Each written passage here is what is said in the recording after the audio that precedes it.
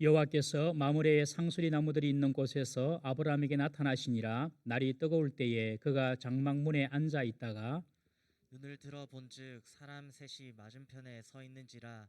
그가 그들을 보자 곧 장막문에서 달려나가 영접하며 몸을 땅에 굽혀 이르되 내 주여 내가 주께 은혜를 입어사오면 원하건대 종을 떠나가지 마시옵고 물을 조금 가져오게 하사 당신들의 발을 씻으시고 나무 아래에 서서 씻소서.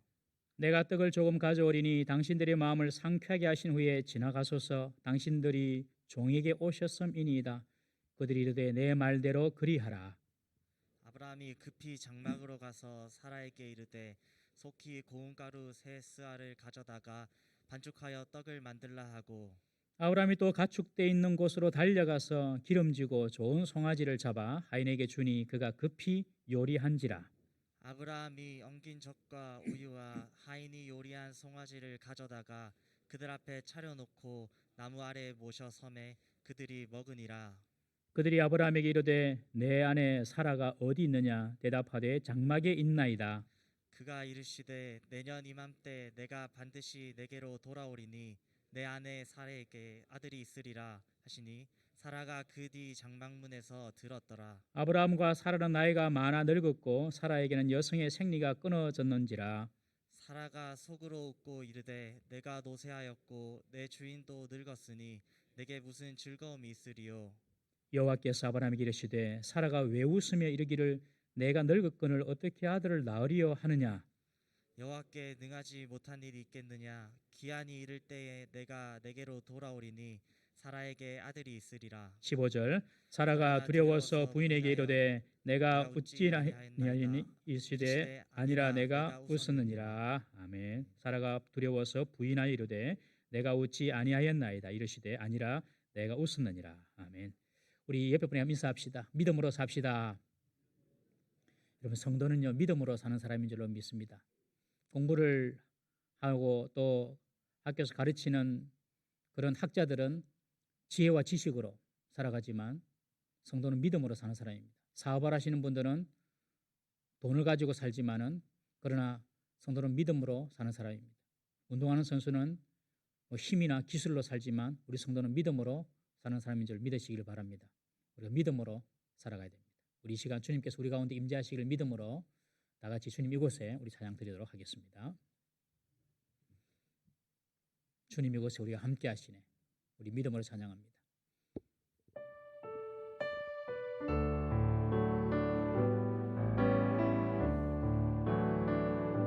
주님 이곳에 주님 이곳에 우리와 함께 하시네. 나의 몸과 마음 경배드리네. 주님 이곳에 계시네. 상한 심령을 위로하시며 상한 심령을 위로하 병든 우리 몸 고쳐주시네. 병든 우리 몸 고쳐주시네. 결박을 끊고 자유 주시네. 주님 이곳에 계시네. 할렐루야. 우리 본문 말씀을 가지고 믿음을 주시는 하나님이라는 제목으로 오늘 나누고자 합니다. 여러분 우리가 10년을 신앙생활하고 20년을 신앙생활하고 30년을 신앙생활하고 평생을 신앙생활 하더라도 믿음이 자라지 않으면 소용이 없는 것입니다. 여러분. 믿음이 자라야 돼요. 믿음. 어제보다 1년 전보다 10년 전보다 우리 믿음이 점점 더 성숙해지고 점점 더 커지고 그리고 우리 믿음이 더욱더 온전해지는 것이 신앙생활하는 일인 줄 믿으시길 바랍니다. 여러분들 믿음이 얼마나 자랐습니까? 여러분? 얼마나 많이 믿음이 성장하고 있습니까? 오늘 말씀을 통하여서 우리의 믿음을 주시는 그 하나님을 우리가 경험하고 우리의 믿음이 자라는 시간 되기를 주의 이름으로 축원합니다. 아브라함이 사라의 여종 하갈을 통해서 이스마엘을 낳았죠. 이스마엘 낳고 난 이후에 13년이 지났습니다. 하나님이 13년 동안 아브라함에게 아무 말씀 안 하시다가 이스마엘이 13년이 되고 아브라함의 몸이 99세가 되었습니다. 이제는 내 몸으로 다른 아이를 생산할 수 없다라는 그런 생각이 들 때, 자기 몸이 죽었다고 느껴질 때에 하나님께서 아브라함을 찾아오셨죠. 찾아오셔서 다시 약속해 주십니다. 네 몸을 통하여서 자손이 태어날 거야. 그리고 이 가나안 땅을 너와 너 후손에게 영원한 기업으로 줄 거야. 그렇게 약속을 하시고 아브라함과 사라의 이름을 아브라함, 열국의 아버지, 사라, 열방의 열국의 어미라고 이름을 바꾸어 주셨습니다. 그 약속의 표로 할례를 하라고 했는데 아브라함은 그 하나님의 말씀을 받고 모든 남자들에게 할례를 다 행했습니다. 그리고 얼마 후에 다시 하나님은 아브라함을 찾아오셨습니다. 그것이 오늘 본문의 이야기입니다. 마무리 상수리에 살고 있는 아브라함의 집에 하나님께서 다시 찾아오셨어요. 여러분, 모든 성경은 하나님이 사람을 찾아오시는 것으로 그 만남이 이루어집니다. 신앙생활은 하나님이 나를 찾아오셨을 때에 그 신앙이 이루어지고 시작이 되는 것입니다. 아브라함이 처음 갈대아 우르에 있을 때에 하나님께서 찾아오셨어요. 아브라함을. 그래서 약속을 하시면서 내가 지시할 땅으로 가라. 그 말을 듣고 아브라함이 갈대아 우르를 떠나서 가나안 땅으로 간 것입니다. 아브라함이 애굽에 내려갔을 때에 하나님을 잊고 있었지만은 하나님은 아브라함과 사라를 바로의 집에서 지켜 주셨습니다. 하나님이 오신 것입니다. 그리고 13년 만에 아브라함을 찾아오셔서 다시 아브라함에게 언약을 확인시켜 주시고 얼마 지나지 않아 지금 다시 아브라함의 집에 하나님께서 찾아오셨어요. 여러분, 하나님은요 사람을 찾아가십니다. 사람이 하나님을 찾아가는 것이 아닙니다. 다른 모든 종교는 사람이 신을 찾습니다. 사람이 신을 찾기 위하여서 또 자신의 어떤 그런 생로병사의 문제를 해결하기 위하여 뭔가 있지 않을까 싶어서 출가를 하기도 하고 신을 사람들이 찾아가요. 다른 종교는. 그러나 기독교는 그렇지 않습니다. 하나님이 찾아오는 것입니다. 사람들을. 그래서 기독교는 종교가 아닙니다. 여러분. 기독교는 복음이라고 그러죠. 복음, 복된 소식이다. 하나님이 우리를 찾아오셨다는 것입니다. 우리가 대통령을 쉽게 만날 수는 없지만 대통령 마음먹으면 언제든지 우리를 찾아올 수 있잖아요. 그처럼 인간이 하나님을 찾는 것이 아닙니다. 하나님이 인간을 찾아주셔야지만 우리가 하나님을 만날 수가 있는 것입니다. 오늘 우리가 하나님을 알고 하나님을 믿을 수 있는 것은 우리를 찾아와 주셨고 하나님께서 우리를 만나 주셨기 때문에 오늘도 우리가 예배드릴 수 있음을 믿으시기를 바랍니다. 여러분, 주일날 예배드리는 것이 얼마나 중요한지 몰라요. 여러분들, 아무나 드리는 것이 아닙니다. 하나님이 찾아주신 사람만 주일을 기억하고 내가 오늘 주일이지 예배드려야지 하고 오는 겁니다. 여러분, 하나님이 찾아주지 않은 사람은 아무 생각이 없어요. 주일인지 월요일인지 무슨 날인지 그냥 개념이 없어요. 주일날에 대한 개념이 없어요. 그런데 하나님이 찾아주신 사람은 내가 하나님께 예배드려야지. 왜요? 우리는 천국 가서 다 하나님을 예배하는 사람이 될 것이거든요. 그러니 그런 마음이 드는 것입니다. 여러분, 하나님이 찾아주시는 사람들, 그런 사람들이 주일날 와서 하나님께 예배드리는 사람이 되는 것입니다. 우리가 할 일은요, 주님께서 우리를 찾아와 주시는데 우리가 할 일은요, 마음문을 열고 하나님을 영접하기만 하면 되는 것입니다. 요한계시록 3장 20절 말씀에 보면 볼지어다 내가 문 밖에 서서 두드리노니, 주님께서 찾아오셨어요. 문 밖에까지 두드립니다. 누구든지 내 음성을 듣고 문을 열면 내가 그에게로 들어가 그와 더불어 먹고 그는 나와 더불어 먹으리라. 근데 주님께서 오시는데 우리가 마음을 여셔야 돼요. 주님께서 먼저 찾아오시는데 우리가 마음을 꽁꽁꽁 닫고 있으면은 주님을 만날 수가 없는 것입니다. 여러분, 마음을 주님께 열기를 바랍니다. 지금까지는 내 생각대로 살았어. 내 계획대로, 내 지혜대로, 내 의지대로 우리가 지금 평생 살았지 않습니까? 여러분, 그거 다 내려놓고 이제 내가 하나님의 말씀에 순종하면서 하나님의 말씀대로 살아야 되겠다, 그렇게 생각하시고 그냥 마음을 확 여십시오. 하나님께 마음을 열면은요, 하나님께서 찾아오셔서 만나 주십니다. 하나님이 어디 갔노? 하나님이 없노? 그게 아니라 마음을 그냥 열면은 하나님 내 마음속에 들어오세요 하고 마음을 열면은 하나님이 보이는 것입니다. 여러분, 다 그렇게 신앙생활합니다. 여러분, 하나님이 찾아오시는데 마음을 꼭 닫고 있으면 안 돼요. 하나님께서 찾아오시면 먼저 찾아오시고 우리의 마음만 딱 열면, 의심 내려놓고 내 생각 내려놓고 마음만 열면 하나님을 보게 될 줄 믿으시기를 바랍니다. 날이 뜨거운 정오에 아브라함이 장막문에 앉아 있는데 하나님과 천사들이 아브라함의 집으로 앞에 나타나시고 먼저 찾아오십니다. 아마 구약에 나타난 이 첫 모습인데, 하나님이 인간의 모습으로 찾아온 첫 모습인데 아마 예수님의 형상으로 오지 않았을까? 육신을 입은 하나님이니까요. 예수님이 형상으로 오지 않았을까? 그렇게 생각합니다. 그러니까 하나님과 두 천사를 대동하여서 사람의 모습으로 지금 아브라함 집을 찾아오셨어요. 그런데 오늘 아브라함이 찾아오신 이 시간을 보니까 아주 뜨거운 정오입니다. 아주 해가 뜨거울 때에 찾아오셨어요. 여러분, 건동 지역에는 지금도 그렇습니다. 정동 지역, 더운 나라 지역에는 12시나 1시, 2시는 안 움직입니다. 사람들이 전부 다 쉬고 자고 막 그러지요. 일 안 합니다. 특별히 이스라엘 근동 지역은 더 그렇습니다. 왜냐하면 햇빛이 아주 강하고 기온이 아주 뜨겁기 때문에 점심 때는 사람들이 잘 움직이지 않습니다. 그때 하나님께서 천사들과 함께 아브라함 집에 찾아오셨어요. 여러분, 하나님 언제 찾아오시는가 생각을 해보면 사람들이 많이 안 다닐 때에, 그리고 사람들이 별로 이렇게 좋은 때가 아니라고 생각할 때에, 우리 인생으로 돌아보면 인생에 고통이 있고 어려움이 있고 힘들 그때에 주님께서 찾아오시는 것 같아요. 요한복음 4장에도 보면 예수님께서 사마리아 땅에 있는 수가라는 성에서 여인을 만나는 장면이 나옵니다. 그때에도 언제 예수님이 그 여인을 만나러 가냐면은 때가 6시죠. 그러니까 이스라엘 시간으로 6시면 우리나라 시간으로는 플러스 6 하면 되거든요. 12시간. 딱 정오입니다. 정오 그때에 이 수가성 여인과 예수님이 만납니다. 이 수가성 여인은요, 동네에서 손가락질 받는 여인이었습니다. 결혼 생활이 순탄하지 않았습니다. 5번을 이혼하고 지금 사는 남자도 자기 남편이 아닙니다. 동네 사람들에게 수군거림과 미움의 대상이었습니다. 그러니 다른 여인들이 물들어오는 시원한 시간, 아침 시간, 저녁 무렵 이런 시간 피해가지고 그렇게 해가 중천에 떠 있는 그 시간에 물길로 오는 거예요. 왜? 사람 안 만나려고. 그때 물길로 우물가에 왔습니다. 그때 예수님께서 그 여인을 만나주시는 것입니다. 가장 힘든 시간, 사람들이 없는 시간, 고통의 시간, 여러분 그때에 주님께서 우리 곁에 바로 와 계시는 줄 믿으시기 바랍니다. 주님께서는 그런 시간에 찾아오세요. 우리 시편 46편 5절 말씀을 읽어보겠습니다. 시편 46편 5절 시작. 하나님이 그 성중에 계심에 성이 흔들리지 아니할 것이라. 새벽에 하나님이 도우시리라. 24시간인데 하나님 날마다 도우시죠. 그런데 특별히 하나님께서 언제 도우신다고요? 새벽에 하나님이 도우신대요. 새벽에 하나님이 도와주신다. 여러분 새벽 시간이 어떤 시간입니까? 사람들도 잘 다니지 아니하고 만물이 사람들도 다 쉬고 있는 그런 시간 아닙니까? 그런데 새벽에 다 쉬는 시간인데 몸이 아프다든지 혹은 아주 큰 근심거리가 있다든지 마음에 큰 아픔과 상처가 있다든지 이런 분들은 새벽에 깊은 잠을 못 잡니다. 여러분 이상하게 몸이 아프면 새벽에 더 아파요. 밤에 더 아파요. 새벽에 몸이 아프고 마음이 아프고 무거운 염려가 있고 이런 분들은요, 근심 있는 분들은 새벽에 깊은 잠을 못 자는 것입니다. 지난밤 여러분들 깊이 그냥 세상 모르고 잘 주무셨다면은 여러분들은 정말 큰 복을 받으신 분이에요. 근데 정말 마음에 짐이 있고 염려가 있는 분들은 깊은 잠을 못 자는 것입니다. 그런데 그때 주님께서 찾아오시겠다는 겁니다.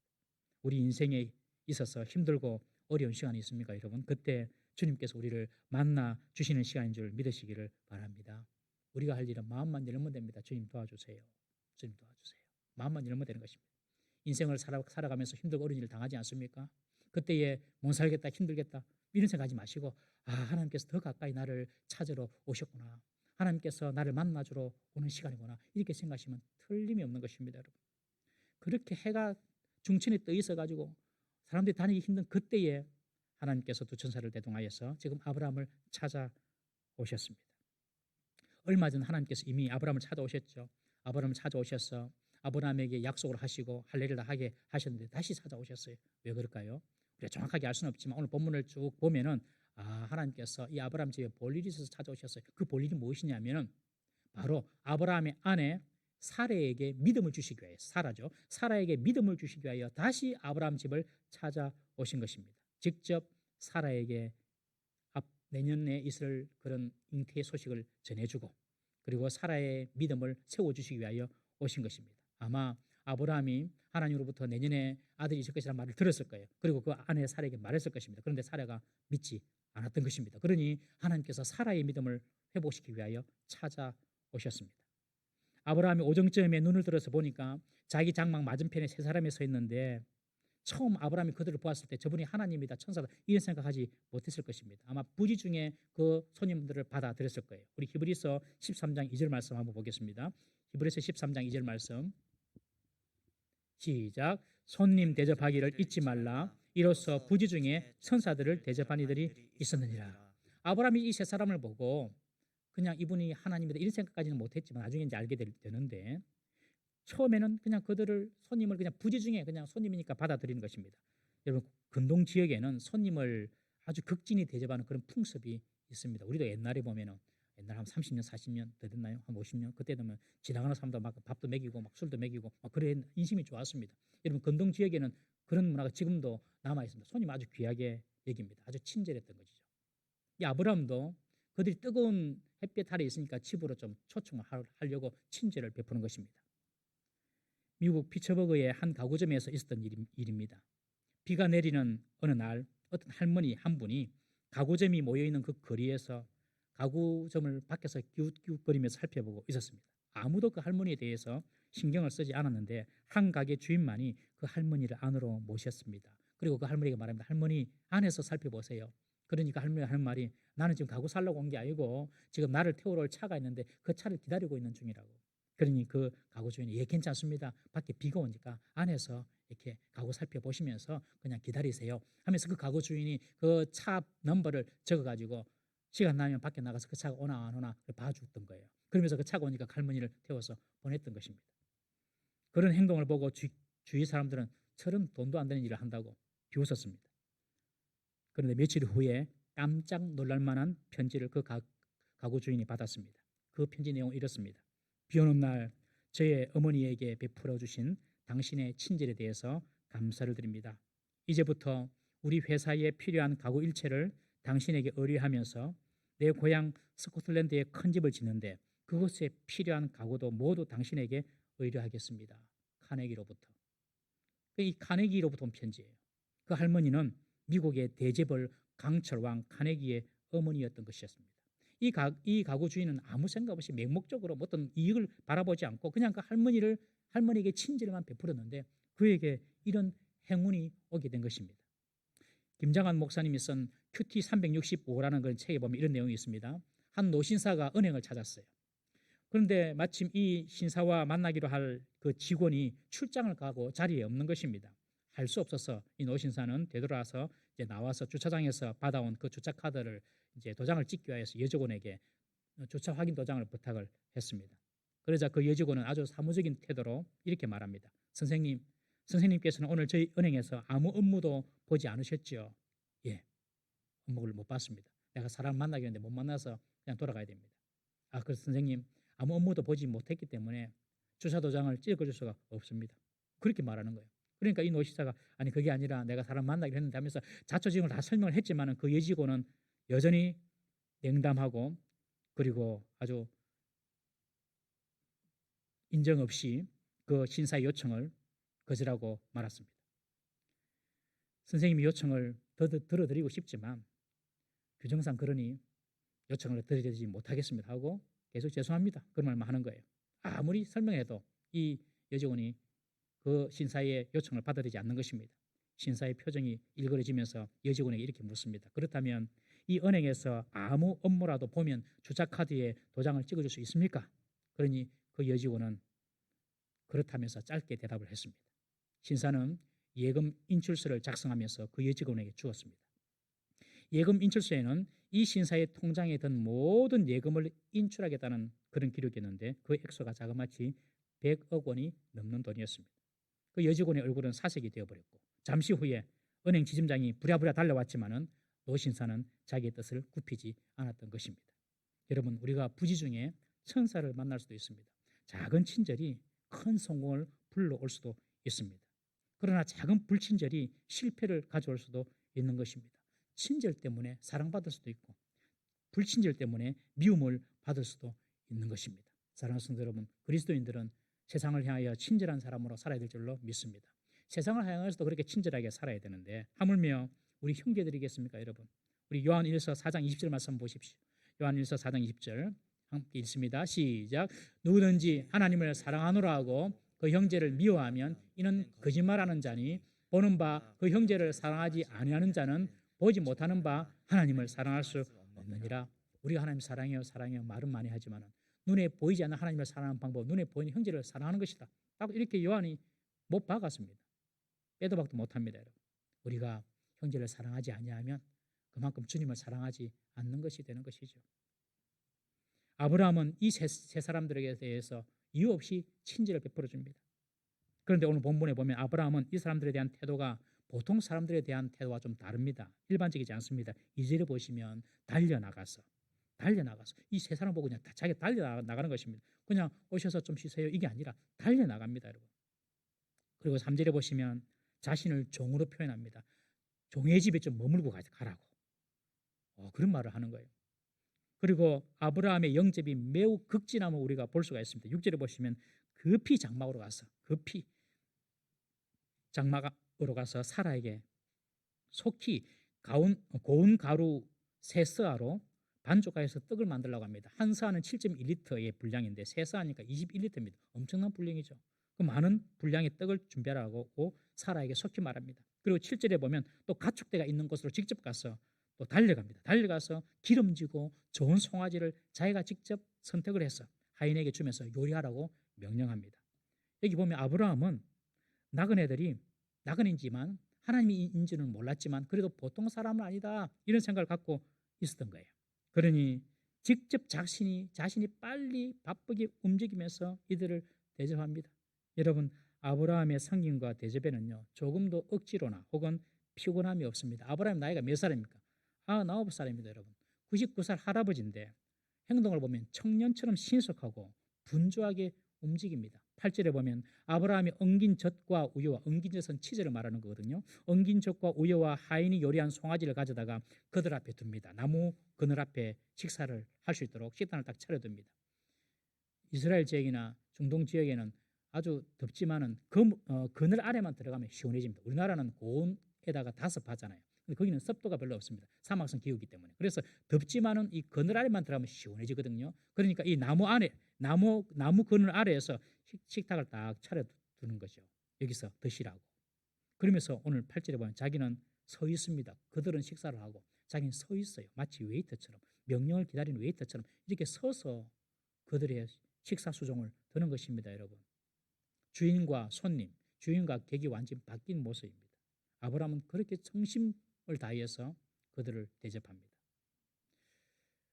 저는 이 말씀을 보면서 우리가 하나님을 섬기는 것도 이런 태도로 섬겨야 되겠다 이런 생각을 해봅니다. 여러분, 우리가 주님을 섬기고 주님께 예배하는데 정말 한 주간 살면서 이번 주일에 하나님께서 내게 무슨 말씀을 하실지, 하나님께서 내게 어떤 복을 주시고 어떤 교훈을 주실지 기대하는 마음으로 예배를 참석하시는 분들은요 반드시 하나님께서 그들의 영혼의 갈증을 해갈시켜 주시고 그리고 그들에게 하나님께서 은총을 베풀으시는 그런 예배를 경험하게 됩니다. 그런데 일주일 살면서 주일 예배에 대한 생각도 없이 지내고 주일 예배도 대충 소홀하게 시간 맞춰가지고 또 대충 오고 하나님께서 뭐 은혜를 주실지 안 주실지 기대도 하지 않고 주일 예배에 참석한다면 하나님께 주시는 은혜도 별로 없는 것입니다. 토요일도 주일 준비하기 위해서 일찍 또 주무시고 또 주일 준비하면서 기도를 주무시는 분하고 그냥 뭐 토요일 날 내 할 것 하고 싶은 거 다 하고 그리고 주일 맞는 분하고는 차원이 다른 거예요. 여러분, 예배의 은혜는 예배를 준비한 만큼 임하시는 줄 믿으시기를 바랍니다. 멀리서 차를 갈아타고 오시는 분들은 이렇게 기도하십시오. 하나님, 내가 이렇게 고생하면서 차를 갈아타고 지하철을 갈아타고 교회 오는데 나에게 큰 은혜를 내려주십시오. 그런 마음으로 기도하시면요 하나님께서 반드시 그 은혜를 주시는 것입니다. 준비에 실패하면 실패할 것을 준비한다는 말이 있지 않습니까, 여러분? 예배를 준비하는데 실패하면 하나님께서 주시는 은혜가 그만큼 반감되는 것입니다. 아브라함은 정말 성심껏 마음을 다해서 이들을 접대합니다. 이런 어떤 마음으로 우리가 예배를 기다리고 사모하고 하나님을 섬길 수 있기를 주의 이름으로 축원합니다. 이 세 사람이 아브라함이 극진한 대접을 받고 그 다음부터 축복해 줍니다. 뭐라고 합니까? 내 아내 사라가 어디 있느냐라고 묻습니다. 사라의 이름도 바뀐 지가 얼마 안 되는데 사라가 사라로. 그런데 그 바뀐 이름까지 알고 있어요. 아브라함 아마 이때에 이분들이 보통 사람이 아니다, 하나님이다, 아마 분명히 직감을 했을 것입니다. 그리고 아브라함이 바로 대답합니다. 사라는 지금 장막 안에 있습니다. 자기들은 지금 야외에서 그늘 밑에서 나무 그늘 밑에서 식사를 하고 그리고 사라는 그 텐트 안에 장막 안에 있는 것입니다. 하나님이 사라를 찾으신 것은 사라에게 내년에 있을 복을 선포하고 믿게 하기 위하여서 지금 사라를 찾으신 것입니다. 여러분, 우리가 하나님을 잘 대접하면요 하나님도 우리를 잘 대접해 주십니다. 틀림이 없습니다. 내가 하나님을 정말 사랑하면요 하나님도 우리를 사랑해 주십니다. 아브라함이 극진히 이 세상을 대접하니 하나님께서 사라를 찾으시면서 축복해 주시려고 하는 것입니다. 우리 잠언 8장 17절 말씀 한번 읽어보겠습니다. 시작. 나를 사랑하는 자들이 나의 사랑을 입으며 나를 간절히 찾는 자가 나를 만날 것이니라. 여러분, 하나님이요 우리를 만나 주신다 그랬잖아요. 하나님 우리를 찾아주세요. 우리의 마음이 하나님 내가 주님을 만나고 싶습니다. 하나님 내가 주님을 찾습니다. 이런 마음만 있으면 주님께서 반드시 만나주시고 반드시 주님께서 우리를 찾아주시는 줄 믿으시기를 바랍니다. 하나님 나 별로 사랑 안 하는 것 같아. 하나님 나를 안 사랑하는 것 같아. 하나님 나하고 별 이렇게 뭐 너무 하나님 나하고 너무 거리가 먼 것 같아. 뭐 이렇게 느낀 분 계시죠? 그런 분들은요, 주님을 위하여 하는 일이 아무것도 없는 분은 그렇습니다. 주님을 사랑하는 것도 적고 주님을 위하여 희생하고 헌신한 것도 별로 없는 분들은 하나님이 그냥 저 구름 위에 계시는 분, 다른 세상에 계시는 분 같아요. 그러나 하나님 날마다 사모하고 사랑하고 하나님 위하여서 뭔가 헌신하고 희생하는 분은요, 하나님이 그 곁에 오셔가지고 하나님께서 나와 함께 하시면 날마다 느끼는 것입니다. 누가복음 6장 30절 말씀도 한번 보시면요, 한번 읽어봅니다. 시작. 남에게 대접을 받고자 하는 대로 너희도 남을 대접하라. 이것이 진리고 황금률이지 않습니까, 여러분? 우리가 다 남들로부터 사랑받기를 원하고 내가 남들로부터 존경받기를 원하죠.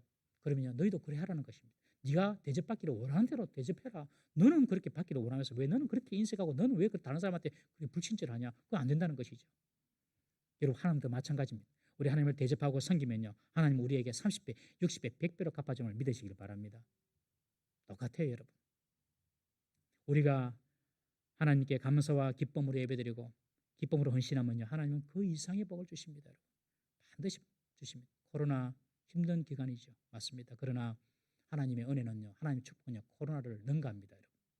그런 믿음으로 사십시오. 코로나 기간 때 하나님께서 더 큰 복을 주실 수가 있습니다. 어렵고 힘들 때 더 좋은 기회를 맛보요.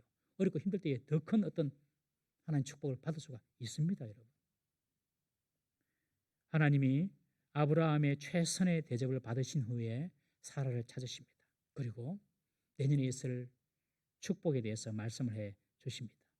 내가 이맘때에 반드시 내게로 돌아오니 내 아내 사라에게 아들이 있으리라. 그렇게 축복해 주십니다. 사라는 이야기를 직접 들은 것이 아니라 장막 뒤에서 밖에서 하는 이야기를 들은 것입니다. 장막 뒤에서 듣는데 그 말을 듣고 자기도 모르게 피식 웃음이 나왔습니다. 속으로 그리고 생각합니다. 나도 노쇠했고 내 주인도 늙었는데 내게 무슨 즐거움이 있겠습니까? 지금 내가 나이가 89살인데 내가 무슨 내 몸으로 자녀를 생산하겠단 말이고 내한테 무슨 즐거움이 있겠노? 자포자기한 사라의 심정입니다. 아브라함도 그랬죠, 여러분. 아브라함도 하나님께서 내년에 네 몸을 통하여 자녀가 낳을 것이다 이야기하니까 그냥 속으로 웃었어요. 내가 무슨 기쁨이 있겠습니까? 내가 지금까지 살았는데 하나님, 내가 지금 뭐 무슨 좋은 일을 보겠습니까? 그렇게 지금 말하는 것입니다. 여러분, 우리 가운데도 그런 분 없나요? 내가 지금 80년을 살고 70년을 다 살았는데 남은 이제 뭐가 좋은 일이 내한테 있겠노? 내한테 무슨 큰 기쁨이 있겠노? 여러분, 그런 생각하지 마시기를 바랍니다.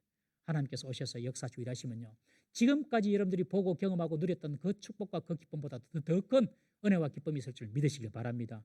하나님께서 하시면요, 내 남은 인생이 내 뒤에 내 남은 인생이 얼마인지 모르지만 내 뒤에 지금까지 누렸던 기쁨보다도 더 큰 기쁨, 더 큰 은혜가 내게 있을 것이다. 이 사실을 믿으시길 바랍니다. 우리 예배분에 한번 인사하실까요? 당신에게 가장 좋은 축복은 아직 오지 않았습니다.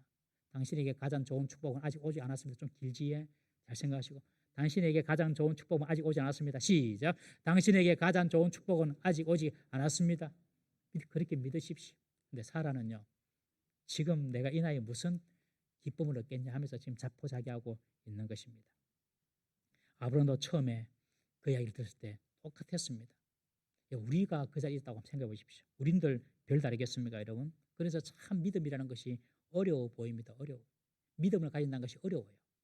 여러분, 우리가 기껏 살아봤자 70년, 80년, 뭐 90년 길면 그렇게 살 것인데 하나님의 수천 년의 하나님의 역사, 수만 년의 하나님의 역사 속에 보면 우리의 인생은 그냥 한 점에 불과하지 않습니까, 여러분? 그 한 점을 사는 우리의 인생에서 어떻게 하나님의 놀라운 계획과 역사를 다 볼 수 있겠습니까, 여러분? 못 봅니다. 그래서 그를 하나님 믿는 것이 참 어렵습니다. 이해하고 믿으려면 믿을 수가 없어요. 하나님이 이해되는 그 순간 그분은 하나님이 아닌 것입니다, 여러분. 하나님이 이해가 안 되죠. 내보다 더 크신 분이니까.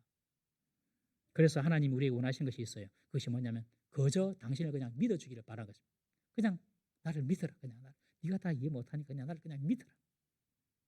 우리가 어린 아이들을 차에 태워가지고 먼 동네로 여행을 할 때 한 번씩 다 해보셨겠지만 자녀를 키우면서 잘 모르는 동네 가고 잘 모르는 길을 갈 때에도 아이들이 불안해하거나 아이들이 염려하는 법이 없습니다.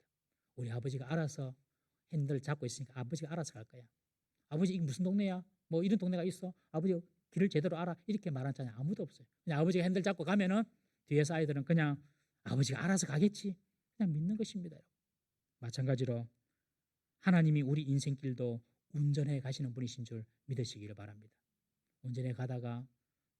때로는 굴곡도 좀 만나기도 하고 돌아가는 것처럼 좀 보이고 내 생각에는 좀 이게 아닌 것처럼 보이도 하나님이 우리의 인생길을 다 하시고 인도해 나가시는 것입니다. 그러니 하나님께서 우리에게 원하시는 것은 뭐냐? 그냥 믿어주라. 아버지를 그냥 믿어주라.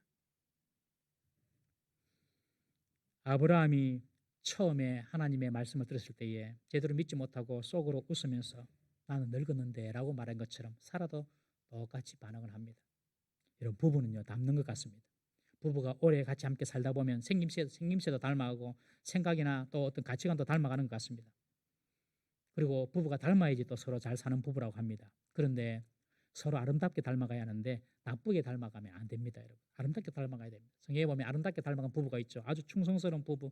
바울이 선교할 때 옆에서 정말로 자기 목이라도 내놓으면서 바울을 도와주려고 했던 그 부부 브리스길라와 아굴라 이런 부부 정말 칭찬받는 부부죠. 또 다른 부부가 있습니다. 사도행전에 보면 거짓을 행하는 부부였어요. 아나니아와 삽비라 이 두 부부가 딱 짜고 베드로를 속이는 것입니다. 여러분 부부는 서로에게 거울이 되어줘야 합니다.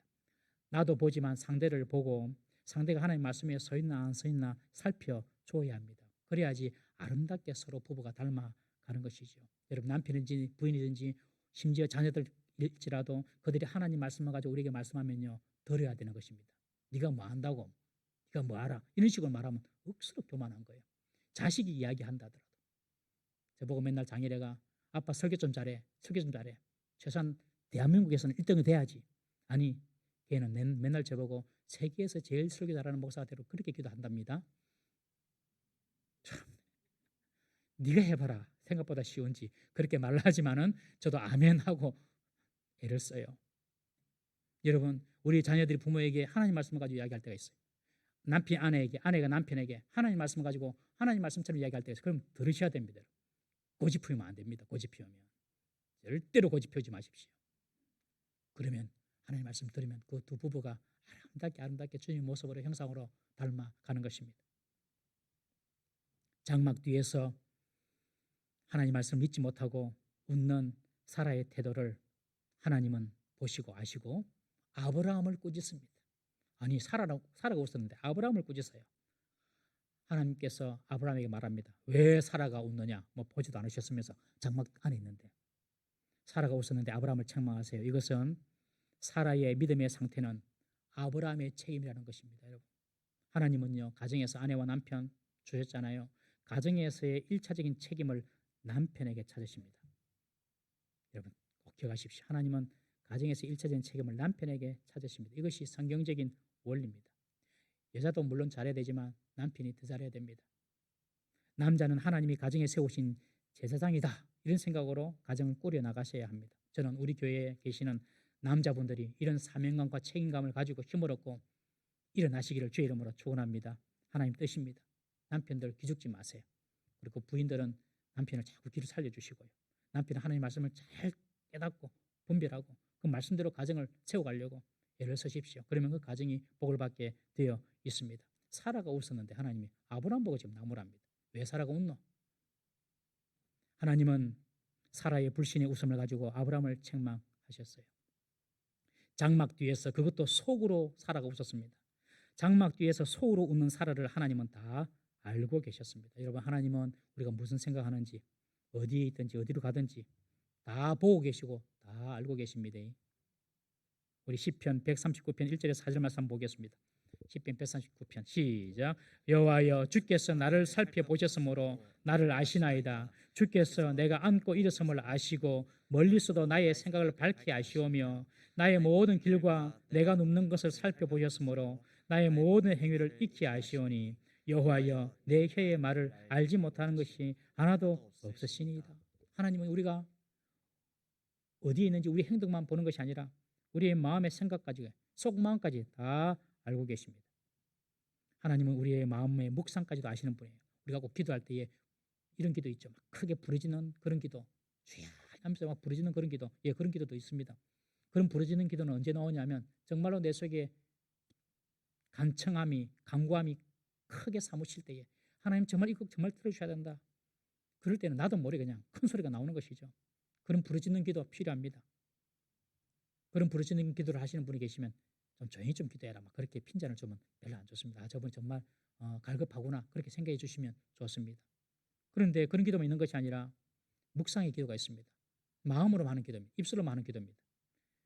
그런데 하나님과의 깊은 사귐을 가지기 위해서는 이런 크게 부르짖는 기도는 하는 게 크게 깊은 사귐이 잘 안 됩니다. 마음으로 묵상하는 기도, 속으로 하나님 뜻을 생각하면서 깊이 생각하면서 하는 그런 묵상 기도, 그런 묵상 기도를 드리면 하나님 뜻이 보여요. 하나님 뜻이 깨달아집니다, 여러분. 그래서 이런 묵상의 기도를 우리 성도들이 많이 할 수 있기를 바랍니다. 하나님은요, 우리의 마음으로 묵상하는 것만도 다 아세요. 우리 입술로 작은 소리로 읊조리는 것 신음조차도 하나님은 다 알고 계십니다.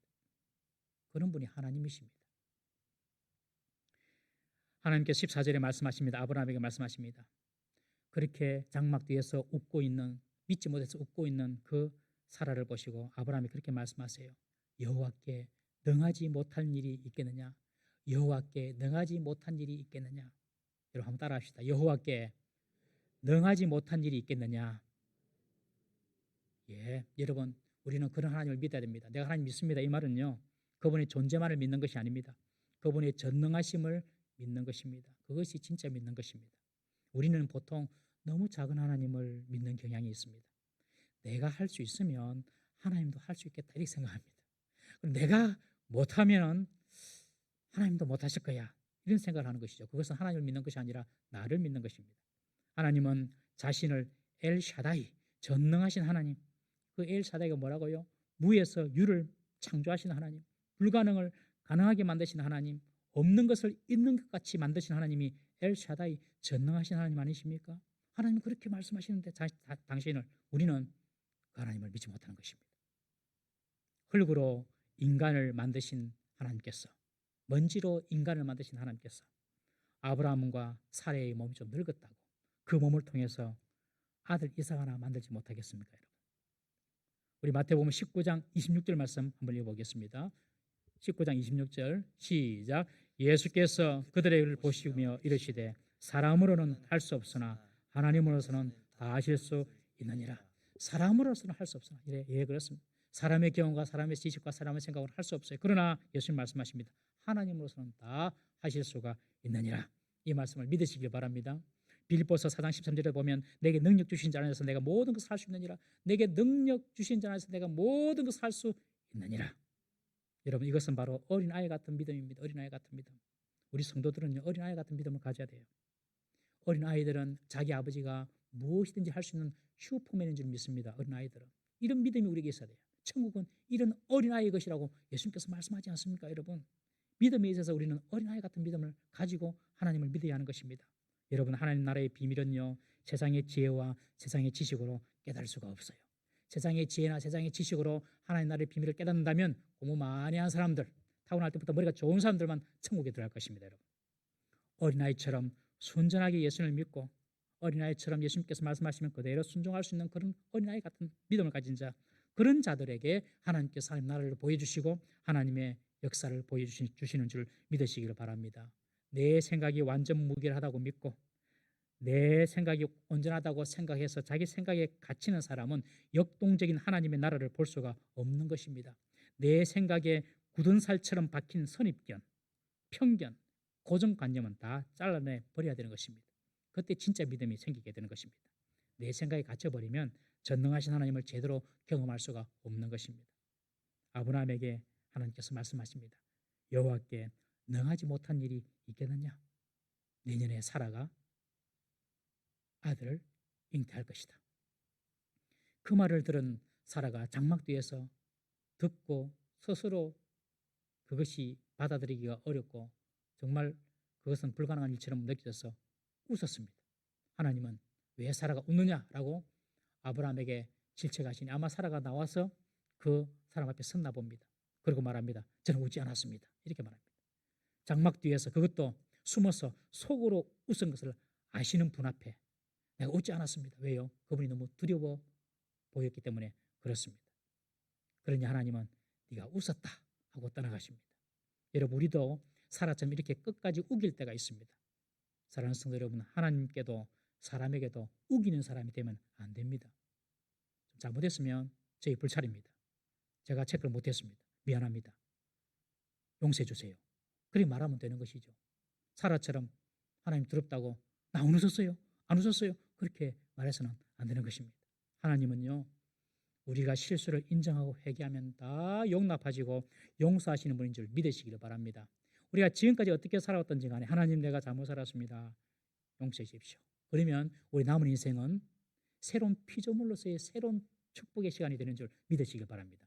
과거 시간 다 잊어버려 하나님. 다 잊어버리고 다 덮어주십니다. 그게 하나님의 사랑입니다. 그런데 끝까지 내가 옳다고 우기고 그러면요, 하나님의 은혜와 복을 받을 수가 없는 것입니다.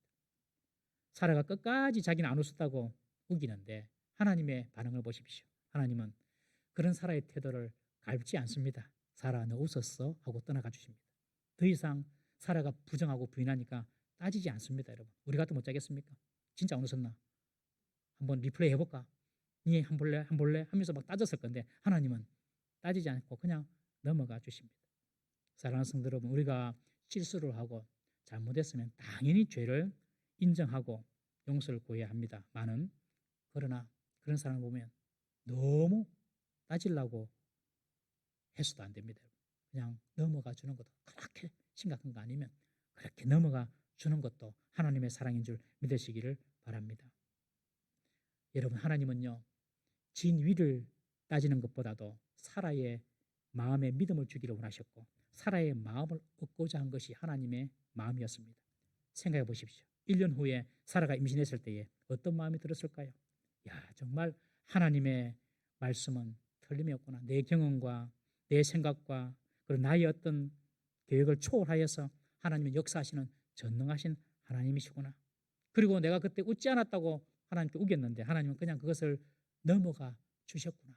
여러분, 그런 마음을 사라가 가졌다고 생각해 보십시오. 그러면 하나님을 더 사랑하지 않았겠습니까, 여러분? 하나님께서 우리의 잘못을 일일이 따지시고 덮어주지 않고 넘어가지 않았다면 저도 그렇고 여러분들도 그렇고 부끄러워서 교회 올 수도 없을 거예요. 주님께서 다 덮어가 주시고 그리고 넘어가 주셔서 우리가 지금 이렇게 하나님께 예배드리고 살고 있음을 믿으시기를 바랍니다. 그것이 하나님 아버지의 마음입니다. 하나님의 사랑입니다. 사랑은요, 덮어주는 것입니다. 그리고 사랑을 통해서만 사람의 마음을 얻을 수가 있는 것입니다. 사랑을 통해서만 사람의 마음을 얻을 수가 있습니다. 우리 교회에 이런 하나님의 사랑으로 품어주고 덮어주는 성도가 많기를 주의 이름으로 축원합니다. 하나님은 다시 아브라함을 찾아오셔서 사라의 믿음을 확고히 세워주십니다. 아브라함은 하나님을 극진히 대접했고 하나님은 사라에게 기적 같은 약속을 해주셨습니다. 사라는 지금까지 내가 살면서 이렇게 안 되었는데 지금 내 남은 인생 가운데 무슨 기쁨이 있겠냐 이렇게 자포자기했지만 하나님은 사라에게 믿음을 주셔서 다시 기대하게 하십니다. 아브라함처럼 하나님을 향한 우리의 마음이 더욱더 간절해지고 그리고 하나님께 대한 우리의 충성이 더욱더 진실하기를 주의 이름으로 축원합니다. 아브라함이 하나님을 잘 극진히 대접한 것처럼 우리들도 하나님을 그렇게 충성스럽게 헌신하고 대접하면 하나님께서 반드시 하나님의 복을 부어주심을 믿으시기를 바랍니다. 그리고 불가능해 보이는 그 일조차도 하나님께서는 그 일을 이룰 수 있는 믿음을 주시고 그리고 그 일을 우리에게 응답으로 선물로 주실 줄 믿으시기를 바랍니다. 기도하시겠습니다. 우리 시간에 이렇게 한번 기도하십시다.